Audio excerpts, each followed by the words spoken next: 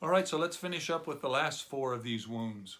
Wound 15, Wolfensberger talks about as impoverishment of experience, especially that of the typical valued world.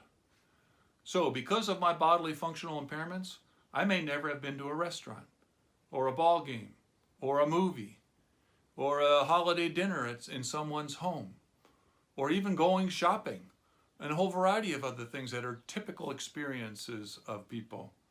If I do participate in these things, they are special events and not typical events.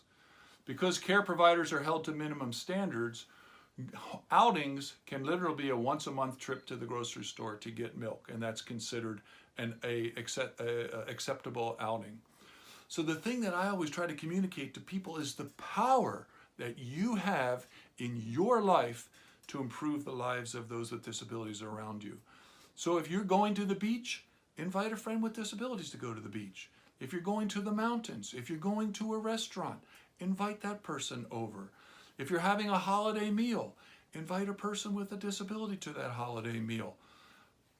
It's amazing when you start getting into these people's lives how few experiences they have had in those kinds of very typical things that people without disabilities enjoy regularly.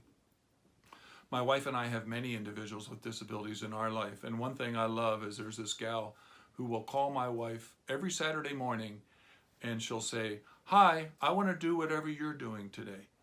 And my wife will say, "Well, I'm doing laundry." "Okay, what time are you picking me up?" She just wants to have the regular experiences that have been denied to her just because she's a person living in living with a disability and potentially living in places that the state kind of controls, which prohibit her from having those kinds of experiences. Wound 16 is one of the saddest of them all for us from a Christian perspective. It's important to know that Wolfensberger was a devout Christian, so he's not kind of doing something just to attack people of faith. Wound 16, exclusion from knowledge and participation in higher order value systems, he says, for example, religion, that give meaning and direction to life and provide community.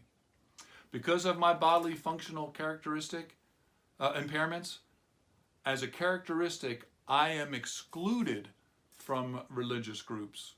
As a result of my lack of participation in such groups, I may lack moral guidance, am not privy to the solace and comfort that faith in God might bring, and as a result am excluded from participation in the community and society, as religious groups are often the vehicle that many people use to be integrated into society. I will often say, I think it's sad that anyone would be excluded from their faith group, whatever their faith group might be.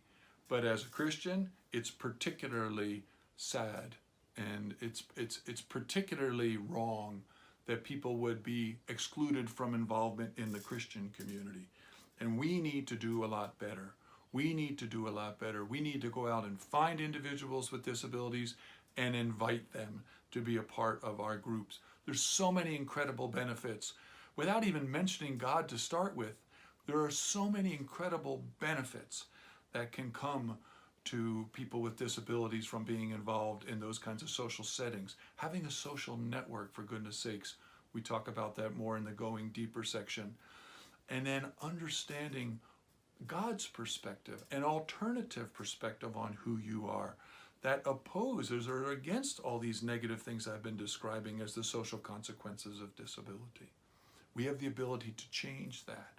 We have the ability for people to experience something different than what they're experiencing from the larger society by being a part of a Christian community where people truly try to love their neighbors. Wound 17, because I have a disability, my life is wasted, and people have ideas that I have nothing to offer, and so they contributed to my life being wasted. Because of my bodily functional impairments, my life is wasted by those who are my caretakers. I spend useless hours in daycare or vocational settings due to a lack of imagination of my care providers. That these settings exist as they do provides insight into the minds of those who develop such programs in terms of how they perceive people with disabilities. If programs are developed that are deliberately wasting people's time, then the people behind those programs are basically saying that these individuals have nothing to contribute. That these individuals have nothing to contribute. I see that in America in many educational programs for people with severe disabilities that are largely babysitting with very little instruction going on. And then we also see people with intellectual disabilities going through training programs in America, and when they exit, 90% of them are unemployed. Why would 90% be unemployed? In part, maybe it's because the curriculum that they spent their time in while they were in school for 16, 18 years was basically wasting their time and not teaching them the kinds of skills that would cause them to be able to find employment. But we have the church, as the church, have incredible opportunities to provide people with ways in which they can serve and use their gifting. We need to be creative in figuring those things out. But like, for example, in my own church, we have folks who are ushers. We have folks who are greeters with various types of disabilities. We have folks who kind of work with children. We have folks that do all kinds of things, folks that do maintenance, fill in the blanks, setting up chairs, taking down chairs, all these different kinds of activities. To you or I, it's not a big deal. To a person whose life is being wasted, they feel like they are making a contribution because they are. And they will live for the opportunity to make those kinds of contributions where they feel like people aren't wasting their lives.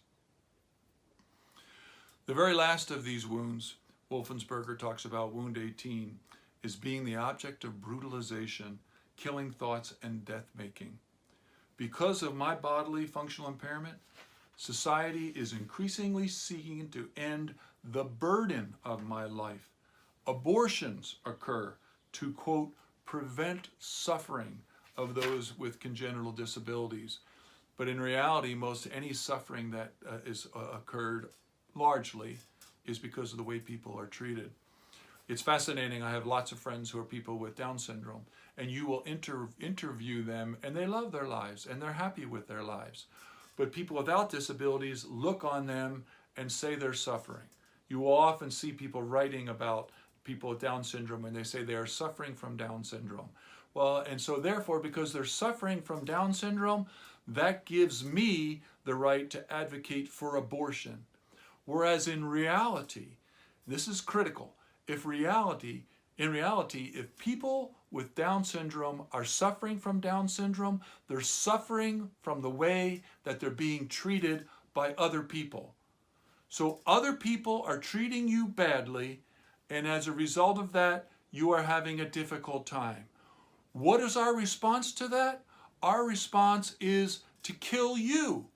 It's not to change the negative treatment that you're receiving from other people. You see how wrong that is? You see how wrong that is? That's why it's so important to get your mind around these 18 wounds that are the social consequences of disability. Because why? So that we can stop them. If we can't stop them, we can prevent them maybe from happening in the first place. And if we can't do either of those, maybe at the very least, we can reduce them so they're not as bad. But I think you can easily see from these 18 wounds, if I just step back and created a social environment in the Christian community where people did not experience these wounds, that would be an incredible ministry. And it would be irresistible to people with disabilities in terms of wanting to come and be a part of that.